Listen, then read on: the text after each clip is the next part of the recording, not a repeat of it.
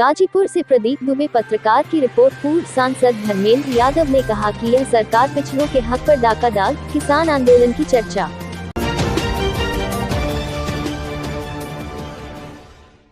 गाजीपुर समाजवादी लोहिया वाहिनी के तत्वाधान में डॉक्टर राम मनोहर लोहिया जननायक कर्पूरी ठाकुर जन चेतना जिला महासम्मेलन का आयोजन बंशी बाजार स्थित रघुवंशी पैलेस रॉयल पैलेस में किया गया।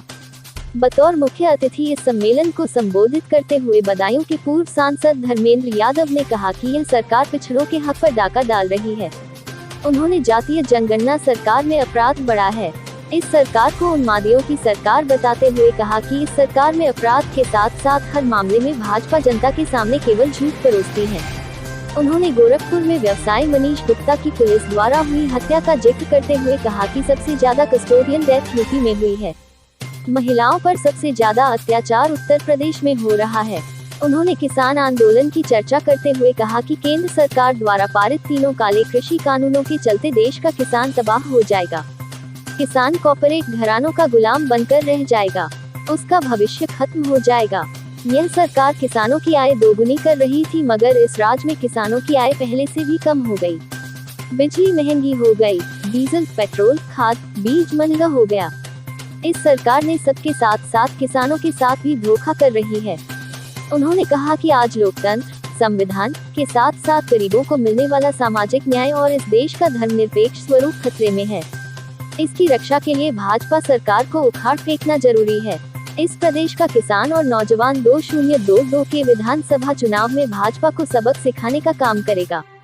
इस सम्मेलन में अपने विचार रखते हुए बतौर विशिष्ट अतिथि समाजवादी पिछड़ा वर्ग प्रकोष्ठ के प्रदेश अध्यक्ष डॉक्टर राजपाल कश्यप ने कहा कि भाजपा की केंद्र और प्रदेश सरकार ने पिछड़ों के साथ धोखा और छल किया है, आरक्षण को खत्म करने का षड्यंत्र किया है। उन्होंने कहा कि भाजपा की मंशा है कि समाज के दबे कुचले, पिछड़े, दलित, अल्पसंख्यक तरक्की न कर पाएं। बतौर विशिष्ट अतिथि समाजवादी लोहिया वाहिनी के प्रदेश अध्यक्ष डॉक्टर रामकरण निर्मल ने कहा कि समाजवादी पार्टी ही डॉक्टर लोहिया और कर्पूरी ठाकुर के रास्ते पर चलकर कमजोर वर्गों की सम्मान की लड़ाई लड़ती है। गैर बराबरी समाप्त कर समाज के अंतिम व्यक्ति के चेहरे पर मुस्कुराहट लाना ही समाजवादियों का सपना है। उन्होंने कहा कि संविधान और लोकतंत्र की रक्षा के लिए उत्तर प्रदेश में समाजवादी पार्टी की सरकार बनना जरूरी। इस कार्यक्रम में मुख्य रूप से विशिष्ट जिलाध्यक्ष अमित ठाकुर ने किया।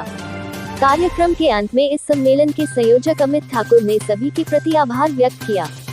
कार्यक्रम के अंत में लखीमपुर में शहीद हुए किसानों को श्रद्धांजलि अर्पित किया गया।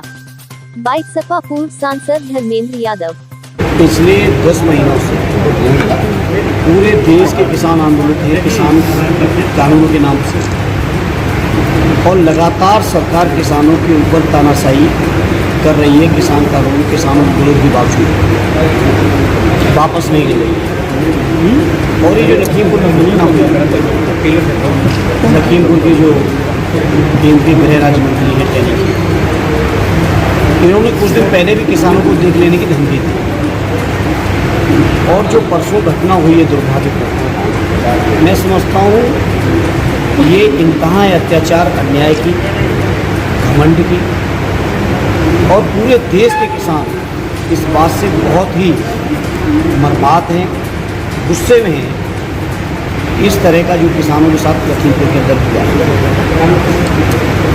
और समाजवादी पार्टी लगातार किसानों की लड़ाई में उनके साथ रही, जब से किसी बिल आए या उससे पहले भी पूरे प्रदेश के। देखिए, बीजेपी के लोग अपने प्रचार से कभी पीछे नहीं हटे। उनको दिख रहा है कि प्रचार करना है, लेकिन उनको जवाब देना चाहिए था उत्तर प्रदेश के अंदर प्रधानमंत्री जी को आने के समय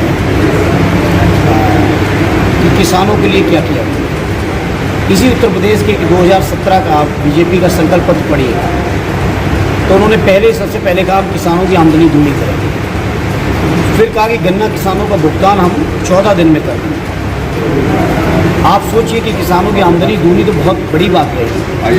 किसानों की जो स्वाभाविक आमदनी थी उससे भी 1/4 हो गई है।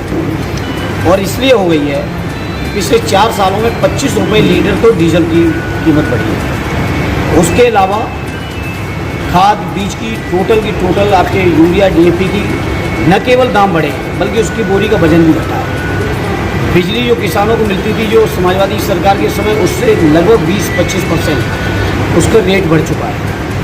तो जहाँ किसानों को इस्तेमाल करने की जितनी चीज़ें हों, चाहे वो खाद हो, बीज हो, पानी हो, बिजली हो, डीजल हो, उस सभी के रेट बढ़ रहे हैं और किसानों की फसलों को मूल्य तो बढ़ ही नहीं रहे हैं और जो घोषित मूल्य हैं वो भी मैं समझता हूँ 4-5% से ज़्यादा किसानों के हाथ में नहीं आ रहे हैं। तो ये बीजेपी के लोग लिखते कुछ हैं, चुनाव में कहते कुछ हैं और व्यवहारिक तौर पे करते कुछ हैं। इन्होंने ही नारा दिया था बहुत ही महंगाई की मार 2014 में। इन्होंने ही कहा था कि स्विस बैंक से पैसे आएंगे सबके खाते में चले जाएंगे। इन्होंने ही कहा था कि 2 करोड़ नौजवानों को हर साल रोजगार मिलेगा, ये 2014 में कहा था।